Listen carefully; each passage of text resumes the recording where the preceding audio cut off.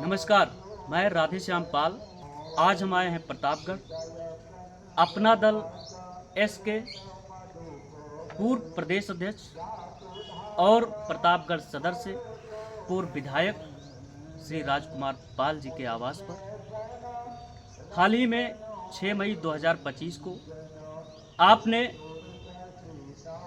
अपना दल एस के प्रदेश अध्यक्ष पद से इस्तीफा दिया है। आज हम जानेंगे कि आखिर इनके इस्तीफे का कारण क्या था।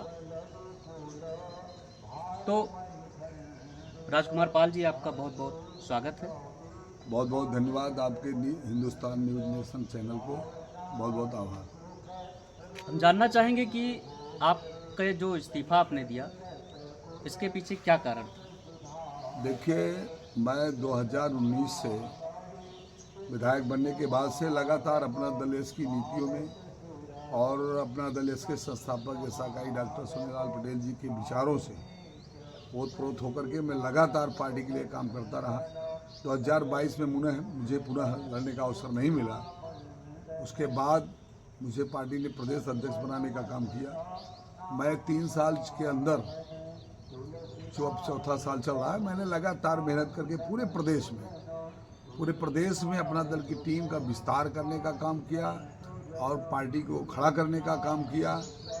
और अपना दल यश उत्तर प्रदेश में लोग, मेरे समाज का खास करके लोग ये जानने लगे कि कोई मेरे समाज का प्रदेश अध्यक्ष बना है।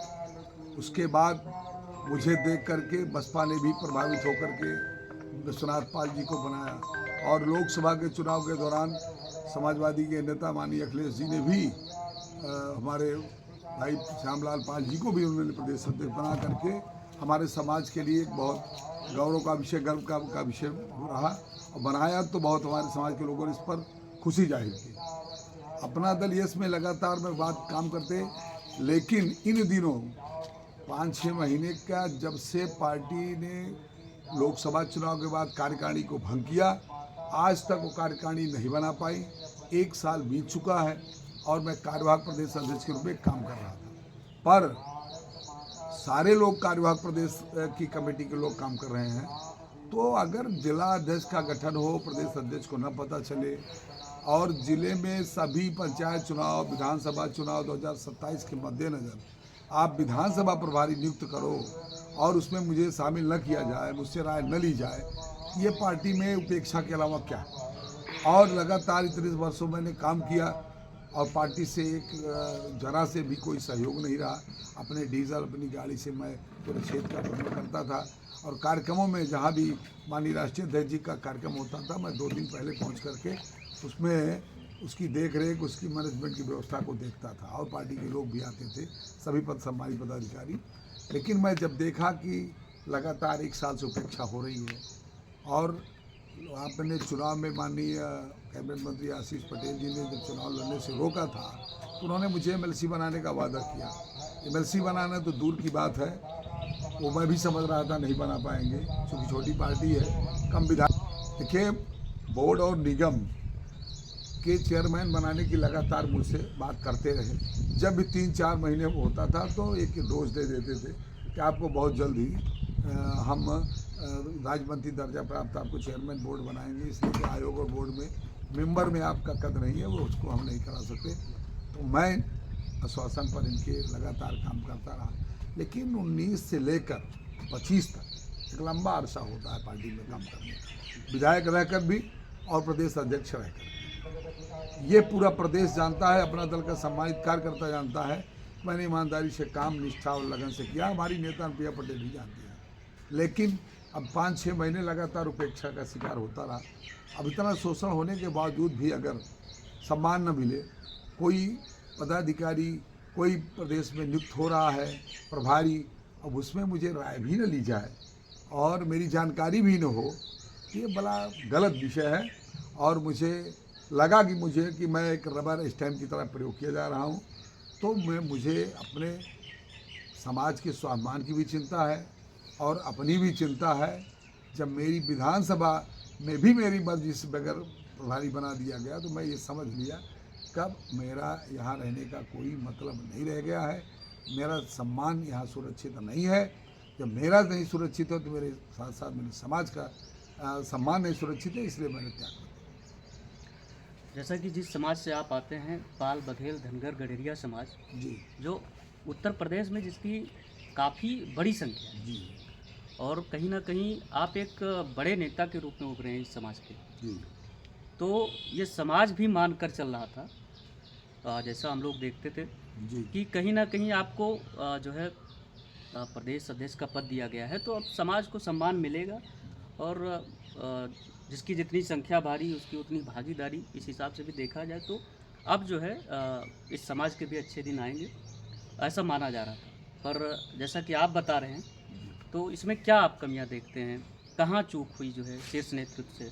देखिए, मुझे प्रदेश अध्यक्ष बनाने के बाद मैं प्रदेश पूरे बुंदेलखंड से लेकर पूर्वांचल से लेकर अवध क्षेत्र से लेकर सारे क्षेत्रों में, पश्चिम में थोड़ा कम जाना हुआ है, लेकिन फिर भी पश्चिम में 50% मैं जनपदों में जाकर अपने समाज के लोगों से मिला, और कम से कम अपने समाज के, चाहे वो आजमगढ़ रहा हो, चाहे वो हमारा मऊ रहा हो, चाहे हमारा झांसी रहा, चाहे ललितपुर रहा, चाहे महोबा रहा, चाहे चित्रकूट रहा, चाहे हमारा प्रयागराज रहा, और चाहे मिर्ज़ापुर का ज़िला रहा हो, मैं सब में पाल समाज के लोगों को बसपा से तोड़ कर लाया और समाजवादी पार्टी से तोड़ कर लाया। लेकिन लगातार 6 महीने और 7 महीने लगातार उन बेचारे पड़े रहे, उनको कोई दायित्व नहीं मिला। तो उन लोगों ने ये समझा कि इनका इस पार्टी में कोई कदर नहीं है, इनकी कोई हैसियत नहीं है, तो वो लोग छोड़ करके चले गए दूसरी पार्टी में। मैंने कोशिश किया कि समाज मेरा बढ़ता, वहाँ अपना दल में उनके बेस वोट के साथ साथ मेरा भी समाज चलता, तो समाज का कहीं सम्मान तो था ही, और अपना दल ने बनाया भी था, कई बार प्रदेश अध्यक्ष पाल को बनाया है, ऐसा नहीं है, सम्मान किया है।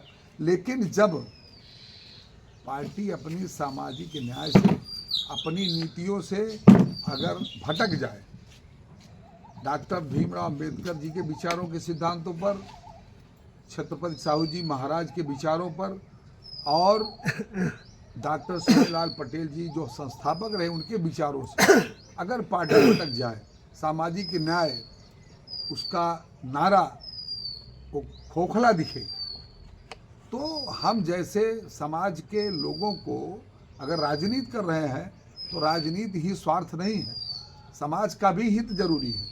समाज का हित नहीं होगा, समाज की बात नहीं करेंगे तो मेरे साथ कौन चलेगा।